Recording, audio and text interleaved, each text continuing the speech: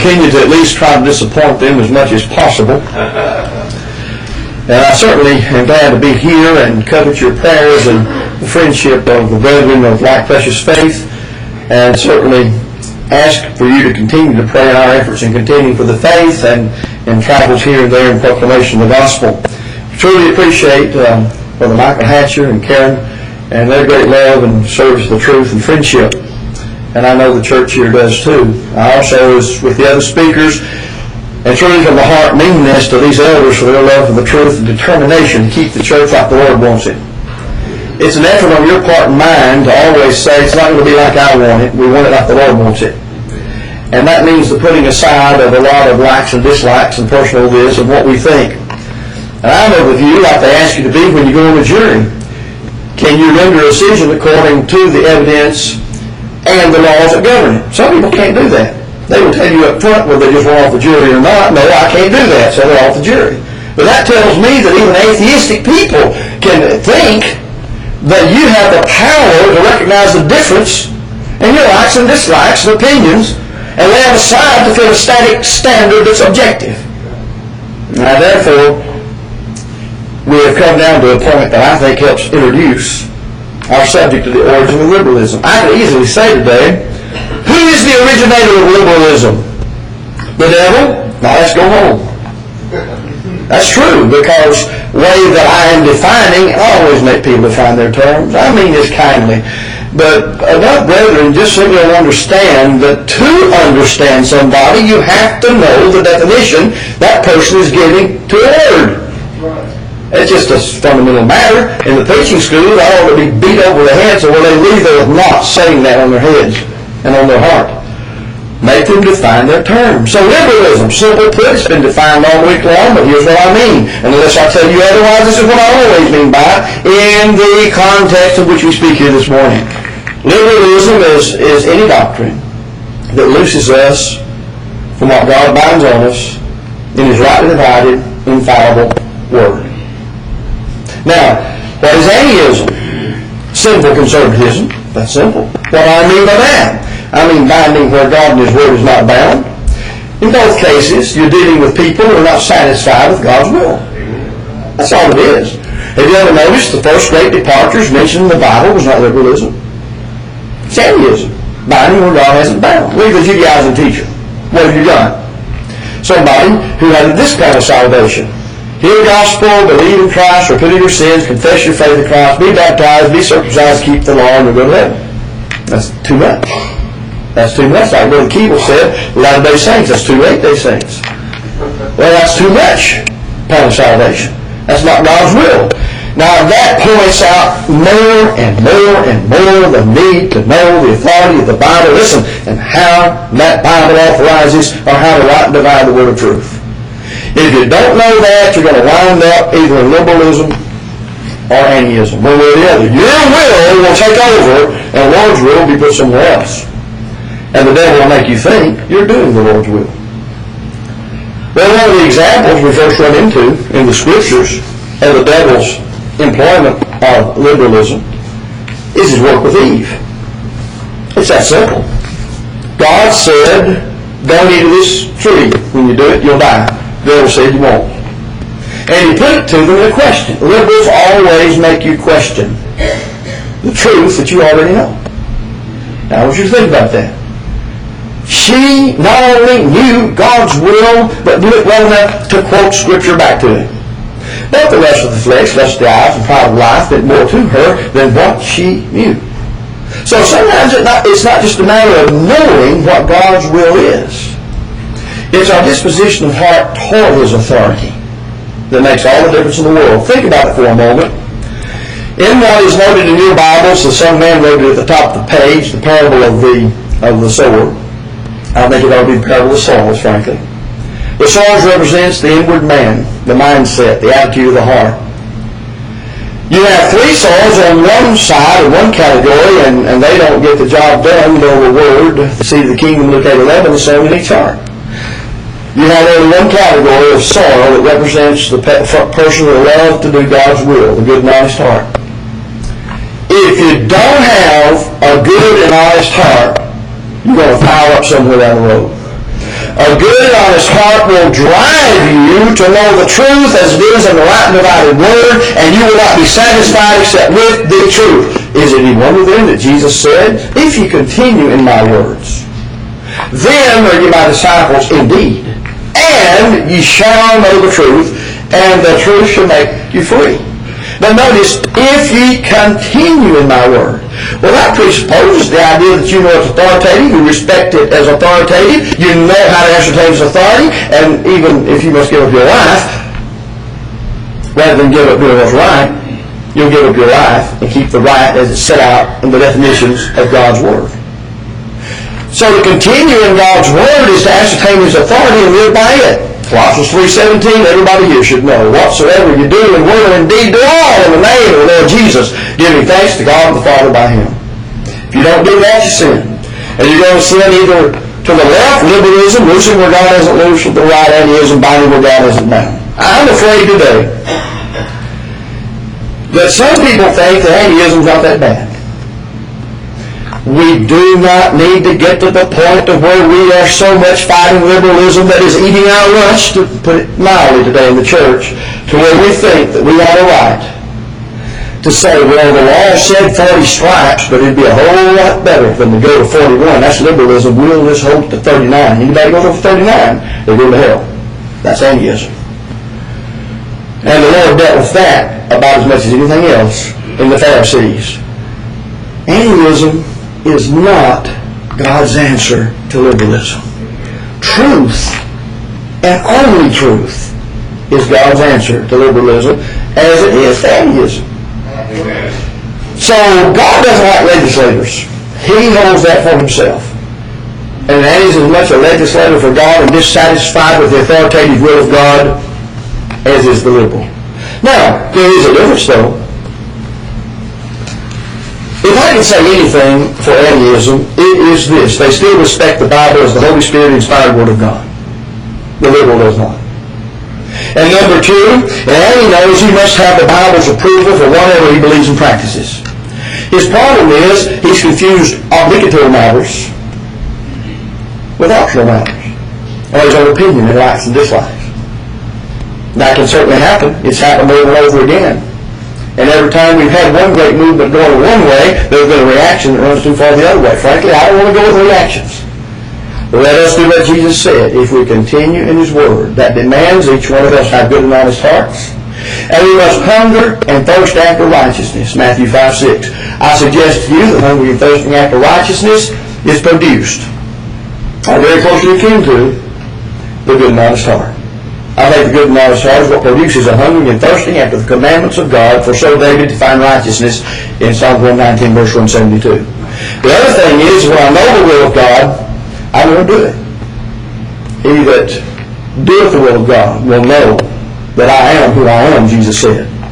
Well, all right, that shows you that the attitude of obeying God's will has something to do with my coming to a proper understanding of it.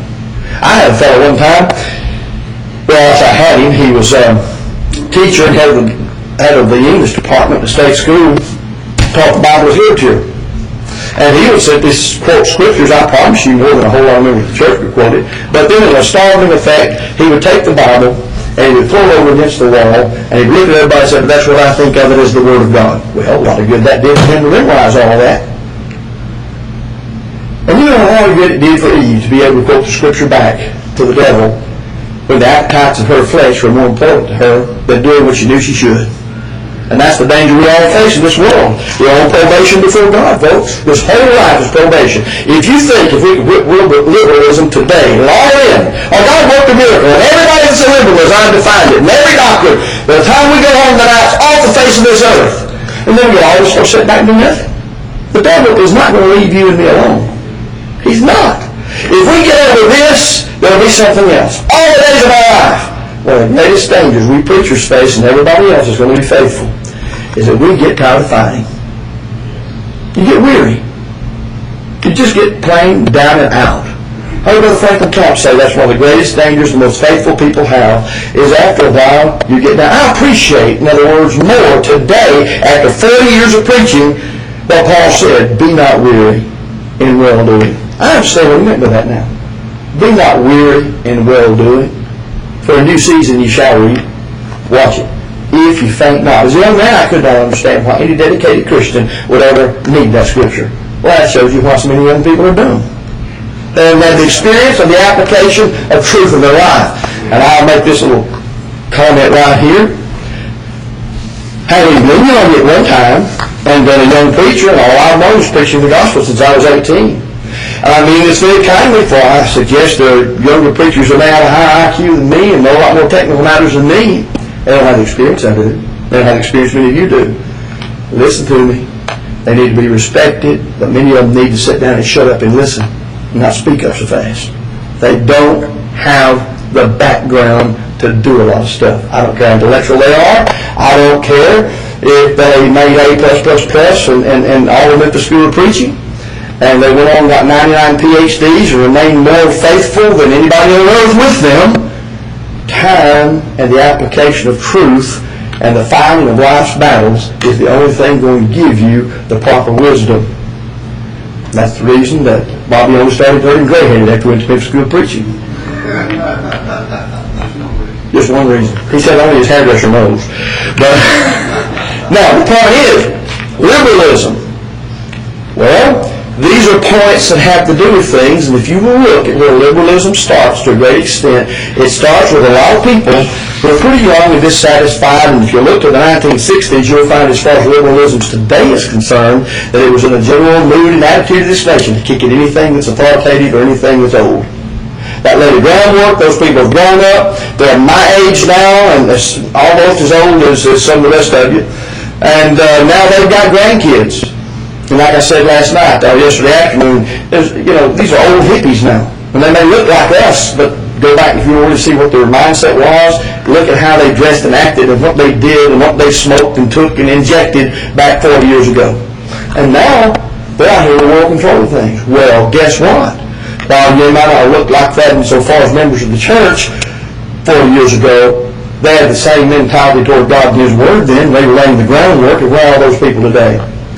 They're members of the church, and they're preachers, and they're running certain schools, and they're doing this, that, and the other, and they're in control. Now, with all that in mind, I want us to look at a few things that have to do with the, shall we say, brief history of some things that influence all of society relative to setting up the mood or the mindset, or the Germans call it the Zeitgeist, the spirit of the times, for this liberalism. During the 18th century, some of you know this, but some may not, there was an intellectual movement, and by the way, be careful. Anytime anything's known as an intellectual movement, draw it a knot. Because there's a lot of tell you what, you can be sure one thing, most of the time they're not going to support the authoritative word of God.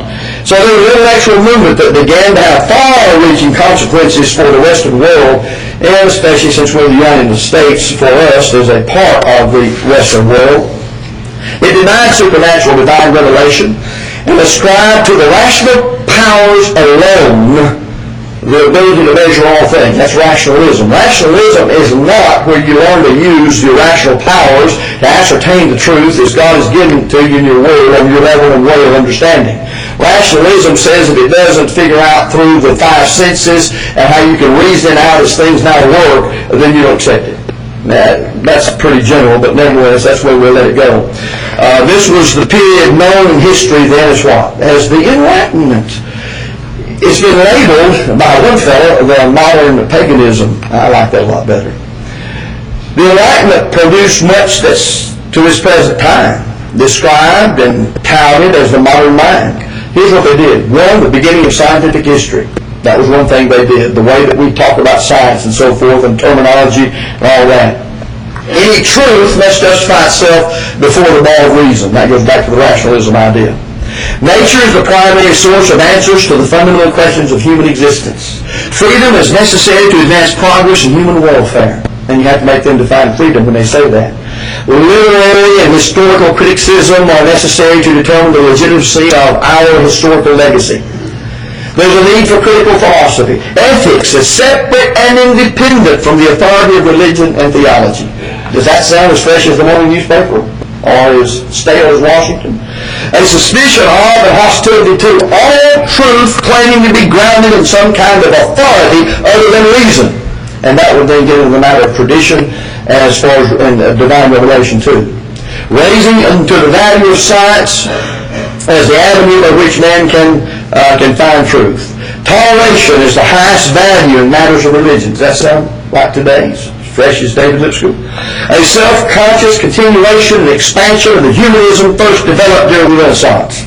Now that's what one fellow said concerning what the Enlightenment, so-called, as we defined it, is. And during this time there were certain scholars that began to direct attack on the inspiration of the Scriptures, which had to do with the vocal-plenary inspiration. And these men then initiated what is called higher criticism, better defined as destructive criticism, when it comes to the Bible. Now, we have noted that at this time there was a great upheaval. It's an interesting time to study in history. I wish some of you would take the time to do this. Let me pause and interject this. I wish our younger preachers would study this. I wish they would get a handle on what has happened and lay the groundwork for things today, and they might better understand where things got to, not only just in the Church of Christ today, as this congregation is, but the whole attitude of our Western world. These folks, of course, targeted supernaturalism as far as Christianity is concerned. They cited in directly on the Trinity, the deity of Christ, the atonement, the virgin birth, the resurrection, the miracles in the Bible, and so on. Now, this is what would be called modernism out of the Enlightenment as affected what I call sectarian denominationalism, which I think we all call it that. Brethren, I've seen over the years that there was an attitude or state of mind, if you ask somebody what is liberalism, many times they would say, what these people have done is liberalism. Well, it's true as it affects so-called Protestant, denominational, sectarian religion. And they seem to think that's all there is to it. Well, I want you to hold that in your mind, because as far as the Lord's church is concerned, there's far more to it than that when it comes to understanding liberalism's origin in the Church of Christ. Now, in those people, and among people today, there are three very important philosophies that undergird most of what we call liberal theology in the church. Existentialism, pragmatism, and irrationalism. The last one I simply call intellectually crazy. Now these philosophies do unite, and they unite basically to be liberalism, causing people to loose other folks from what God and His infallible Word has bound upon them. Existentialism gives emphasis to individual existence, to freedom and choice. Now, it's a little bit difficult to define. You go studying existentialists, you might need to go out and take a breath of fresh air every once in a while, or you may wake up lighting candles or something. It's the craziest much stuff I've tried to read in my life. If you've got an ounce of rationality about you, you'll want to run off, as Brother G.K. Wallace used to say, gnawing on a file, fleeing into the wilderness. So it's difficult to define. It stresses absolute individual existence. Now, what they mean by that is it's very subjective to you. It's individual freedom. You decide to do this and so. Absolute truth has no place in this. Pragmatism looks at the consequence of an action. According to the consequence, then it determines whether the action is right or it's not. We'll let that rest there. That's obvious. Pragmatic. If it works, it's right. Irrationalism is the result of a number of philosophies, including these first two, existentialism and pragmatism. They simply reject and they repudiate and they fight against, which is another story within itself, the law of rationality. What is the law of rationality? We ought to justify our conclusions by adequate evidence. That's simple. Anybody studies logic? That's it. That's the law of rationality. We ought to justify our conclusions by adequate evidence. I've seen people try to justify their conclusions in every other way but adequate evidence. I like it, you like it, we like it. That's one of the best I've ever seen. So if I like it, you like it, and we like it, we are going to do it. And the rest of you are a bunch of backward nuts. So that doesn't faze me. Some of us are really studying ourselves. Some of us know where they've gone to school. And some of us know the books they read, because there's not a one of them that's not parroting some philosopher that the average man of the church didn't know ever existed. And that's what you end up doing when you go study all of this. And by the way, there's a whole lot of philosophers, there's PhDs from Vanderbilt, Harvard, and such like places. They have a vast knowledge of what these philosophers have taught and what they meant. And they may have formed some sort of philosophy themselves. but they're about as irrational as you can be. You can be a philosopher and not think straight at all. In fact, most of them don't. So just because somebody says, well, I'm a PhD philosopher, that means nothing to me. They fall just as big as Goliath with the same thing that brought him down. PhDs don't scare me.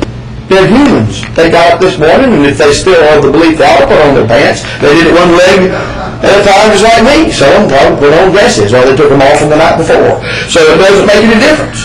It doesn't make me one bit of difference about it. Listen, when you know the Bible, know that you know it, and know how to ascertain its authority, and you know where these things are coming from, you can tear down the walls of Jericho with the infallible Word of God. And it's our job as the church, and brethren need to understand this. Some of our great pious loving brethren, and some of them on the outside of the fence, need to know that the church at times needs to be a wrecking crew. Now they rebuilt the walls of Jericho, but I promise you, the first had to fall back down, and I'll fall down as God declared that it would.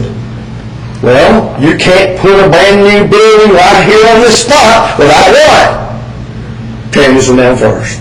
And you cannot convert people in all that the Bible defines conversion to be to Jesus Christ without first destroying the false philosophy that are in their lives. People don't like that. That's all right. I don't like what they do either. My life's as good as theirs. So we ask, what is subjectivism? Listen to this. Subjectivism is an epistemological theory. Now, if you studied philosophy, you know that has to do with the matter of knowing. So it's a theory about knowledge and how it's achieved. Subjectivism holds that knowledge is generated from the mind without reference to reality. Do you realize what that's saying? This is wood, or it's not wood. Law of the excluded middle. It can't be something in between. Well, now, if I'm a true subjectivist, then I would rise up out there and say, that's what it is to you. It may be a snow cone to me. Now, keep that in mind. So, without reference to reality is the point. It doesn't really allow for reality except as you see it. It all rises from within. And I look at myself in the mirror and I see a very slim and trim, debonair person. Now, if I really want to be a subjective person, I would contend that you're wrong when you see me as fat and 58. So, who said that? But anyway, okay, I'll just be like the rest of the members, get mad if you tell me the truth. It holds that metaphysically the world is a figment of our imagination. I told you a while ago, the whole bunch crazy. It holds that because reality is an aspect of our minds, it is affected by them. Well, like most begotten notions, this theory has never held consistently, and aren't we glad? I'm glad they never are consistent with their premise. The effect of trying to hold it consistently will be a complete inability to interact with the world. And one would just sit and wish for things to be better, confused at why the world isn't doing its part. Now that's the liberal mind. I'm going to say something that upsets you here. That's the dyed-in-the-wool Democrat. Amen. And I don't mean they're not some of the Republican Party, and I don't mean they're not some that are independent. But since that party tends to champion this kind of stupidity, that's what they claim. Now, you say, oh, you know what you're talking about. Where have you been? And what have you been listening to? And in the light of God's infallible objective truth, what have you been examining? And no wonder the Lord said, you that have ears, listen. Listen. Late Thomas B. Warren said this about liberalism. There have been at least 4 other factors which have been highly significant in the rise of modern liberalism. 1, the growing influence of science and its influence over the minds of men. 2, the evolutionary hypothesis of Charles Darwin. 3, the attacks of the higher critics on the Bible itself. And 4, the scientific study of the various so-called world religions. These factors, along with factors previously noted, were vital to the rise of the 2 basic branches of modern liberalism. 1, modern liberalism, modernism, and 2, radical liberalism, humanism, and then what it does to the Lord's church. Now, in the book, I have a number, because I think we need to know this, of philosophers and theologians who were instrumental in laying the groundwork that help bring about not only the modernism and liberalism in the theological bunch around us, but also for those who have now influenced the church by studying and drinking at the wells of these same people and coming back into our colleges and then dealing with our people and raising them over the last 40 years to be what they are. Again, I beg, I plead, I'm not really going to get on my knees, but in my heart I am, for younger preachers to learn where these things, know where we are and know why we're here. It does not happen overnight. People grow into these things. Please go back and know that. Now, these philosophies and theologies were fed in a practical way to our American educational system, public and private, starting with a great emphasis, and I'm going to use him because he was the primary one to do this, through John Dewey. Dewey's area of work included philosophy, psychology, education, politics, and social thought. And he was around for about 60 years. He worked primarily out of Columbia University. And what did he do? Well, that's where they come up with a big teachers college. He influenced all these teachers who went back to the local state colleges. That was before there were all the community colleges. That's another story as to why they came into existence and the philosophy behind them, which gets rather interesting. And he began to teach pragmatism, basically. That's the best way to sum it up. He was initially influenced by another fellow that most don't know, G.F.W. Hegel. Hegel has much impact on the thinking of people today, and Washington and lawyers and philosophers as any one philosopher that we've known throughout the last 200 years. So he was influenced by Hegelian thought and approach, but he was also greatly influenced by a fellow by the name of William James. I'm not going to go into all of this. You'll just have to look these folks up, and I've got some of this in here.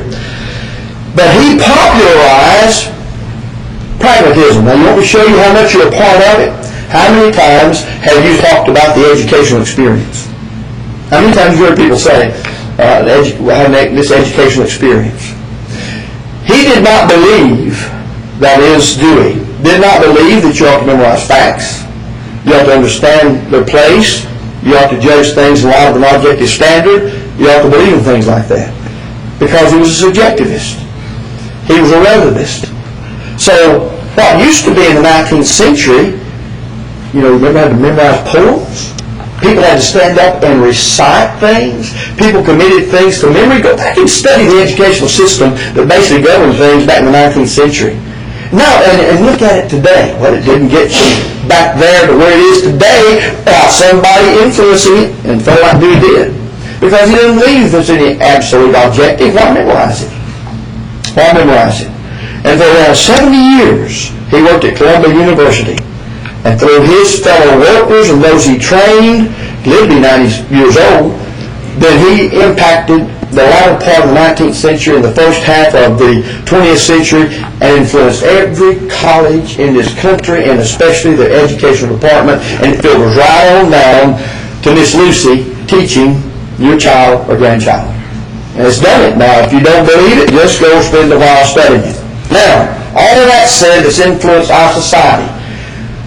Now, since the church is in this culture and in this society, and the church is made up of people, and we run around here in the world just like ordinary folks, then you don't watch out, we're going to be influenced by this world. Remember the old saying of the gospel preachers, God intended the boat to be in the water, but not the water in the boat. When he intended the ark of safety of the church to be in the world, not the world in the church. But we're out here, aren't we, in the world? And the world begins to influence us, doesn't it? And you know what people do, the members of the church, they're influenced by the world. They're not content to leave it alone. They bring it where? Out in the church, for the pulpit, the classroom, the eldership, and so on. And they begin to influence folks. Well, when you add all this other stuff that's going on in society, then you put all that together, and the church is bombarded. Right, left, inside, outside, top edge, bottom, all around. Now, all of this began to rear its ugly head back in the 19th century. And thus you had the apostasy of half of the 19th century in the Lord's church. Now, Earl West gives these causes for division in the church in the late 19th century. One, the growing use of mechanical instrumental music. I give a quote in the book. Then he also says, number two, the trend toward denominationalism was there. And then number three, the silence of the Scriptures. He quoted David Lipscomb here regarding this, because frankly, if there's any one man, and of course there were many others who stood with the truth, but Lipscomb had the Gospel Advocate, and in that day and time, when you think of how information was disseminated, that was like, now this may sound a little strong to you, that's like owning one of the three big major networks or cable channel.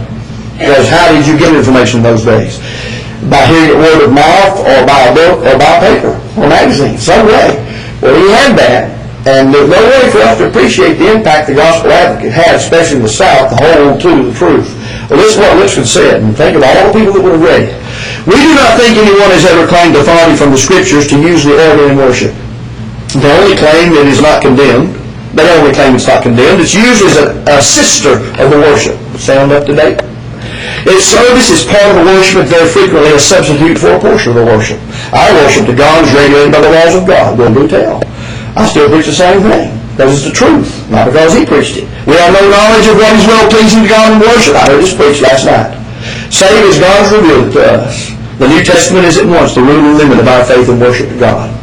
This is the distinctive difference between us and other religious bodies. Others accept the New Testament as their rule of faith, but do not make it the limit of their faith. They add other things as articles of faith and acts of worship than those contained in the Bible. We seek for things authorized, they for things not prohibited. Have things changed? Our rule is safe. Theirs is loose. Others, or ours, confines us to God's appointments. Theirs opens the worship and service of God to whatever would please men. Our rule stands worship to the exercises approved of in the Bible. That's what I preach to this day. Not because he taught it, but because the Bible taught it, and that's the reason he taught it.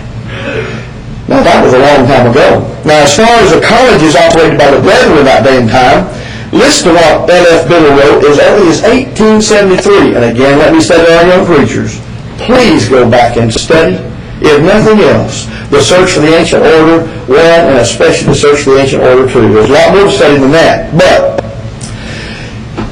and my time is really going. As L.F. Biddle wrote, or pointed out as early as 1873 in the letters to Jacob Kreth, it had rather been the tendency of colleges to fall in line behind the popular sides of issues in the brotherhood. Colleges, as a general rule, or as a matter of policy, pursue for a time a midway, quote, safe, unquote, course until it's known which side will be the most popular, and then will jump with full force on that side. The reason is clear.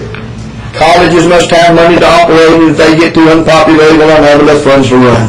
When was that said? Yesterday? 1873.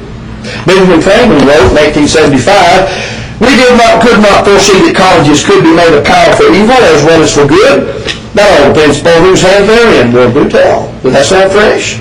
That infidels can be made professors, that worldly-minded men can become professors, that men who are not sound in the faith, have not the love of the truth, could get control of colleges, and that they could be turned upon the Bible and made engines to batter down the very thing they were intended to build up, that they could be turned against the very truth they were built up to maintain. We did not foresee and could not that men could get control of the colleges and vast sums of money and conceive the idea that it's sectarian to be under the control of Christians and teach the Bible in those colleges, that a college of the Bible could be perverted from the purpose and turned away from its genuine friends. We must open our eyes and see what has been done and what is being done.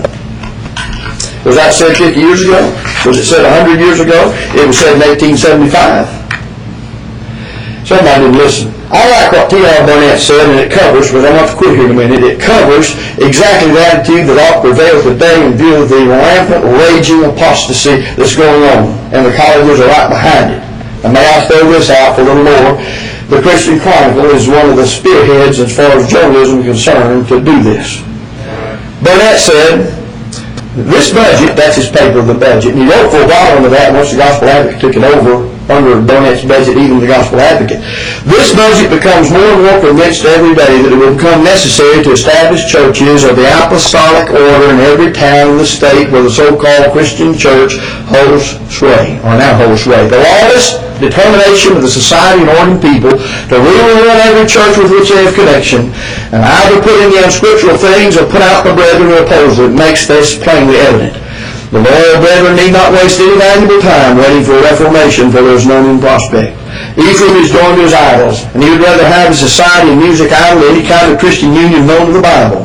Brethren, proceed to reestablish the ancient order of things, just as if there never was a church of Christ in your town. Gather all the brethren together who love Bible order better than modern fads and foolishness, and start the work and worship of the church of the old apostolic way. It's better to have 1,000 true disciples with a cheap house than 1,000 apostate pretenders in a palace who love modern innovations better than Bible truth. That's just as fresh and needful right at this present moment as anything ever was. It always will be, because we're anchored to the infallible Word of God. It keeps us where we are. Now, in about 1 minute or so, about a minute, I wish, again, we would study what has taken place in the last 4 years to see where the church has gotten to today. Liberalism always presents itself as fresh, new, relevant, up-to-date, and modern. It's going to breathe fresh, invigorating oxygen to those who have been hindered and stifled by old, tired, and outdated traditions. That's us. Let me read this concerning Brother Wood's comment regarding the first volume of Brother Rice's Action on the Root. And I'm going to tell you something. And then I'll have to quit before I read this by telling you this. And you all knew Brother Rice, and I knew him closely. Brother Rice did as great a good in this world in the last part of the 20th century while he lived in exposing these things, and took every kind of flack and barb that could be given to him. You go back and read what he wrote and tell me if he was wrong. He was right on track. You say, well, that's just your prejudice. Look who you are and what you're doing. All right, it's my prejudice. Then go get Acts on the Root and go get those early volumes, and you show me where he taught a lie. Show me. Listen to what Brother Wood said in those days, November 3rd, 1966, a letter to Brother Rice. I've been warning of the things of which you write for quite some time, in pulpit and press and open forums. And only lately have the brethren generally become alerted to the threat of pseudo-intellectuals among us. If our brethren do not speedily get back to the principle of restoration error, we are destined, and then he capitalized, in our day to experience the most massive split the Church of Christ has known. Now, did he miss that? This was 1966. Folks, that's 39 years ago, if I can add. 39 years ago. That means people born in 1966 who've been preaching for a number of years, they don't know what the world's going on, and a lot of them know, and I guess they never will. But they don't know why we are where we are. They can't have the perspective and the viewpoint until they get these things behind them. I wish that I could read a number of things, but they're there in the book. It's interesting to even see what the liberals are saying, and the old original liberal of the 20th century, Carl Ketcherside, actually what he said, and some things that were said by Ben Wallace, the brother of G.K. Wallace, of all places at Pepperdine, when he said it. And I might mention something here, then I'll close. I read some quotes that Brother Glenn had in the tract that actually was the reprint of the sermon he delivered, or lecture he delivered at Pepperdine about 1970. And he did not give the particular people who gave these comments he quoted, but he did tell where they came from. Well, I'll tell you a great research thing, and this is where the liberals can help us greatly. If you go on the internet and go to the library of ACU, you can put in anything that you want to research, they'll do it for you. And they take them 2 or 3 days. So I went over there, and they said, well, if you're not a faculty and if you're not a student, then we may be 2 or 3 days getting it done. So I gave them these quotes over the internet, cited the book they came from, that's all I had. And before the day was out, I had the whole footnote laid out before me, with, if we can help you further, let us know. I thought, well, that's one good thing they do. So that's where you get these particular comments made by Don McGoy, who he didn't say. I didn't know who made that comment. And then the other comment made by, of all people, Lady F. Chester. And you'll have to read that and see it. Go ahead and look and see exactly the importance of being informed about the past, so we won't have to commit the same errors, and so we'll know where we are today and how we got here. Thank you.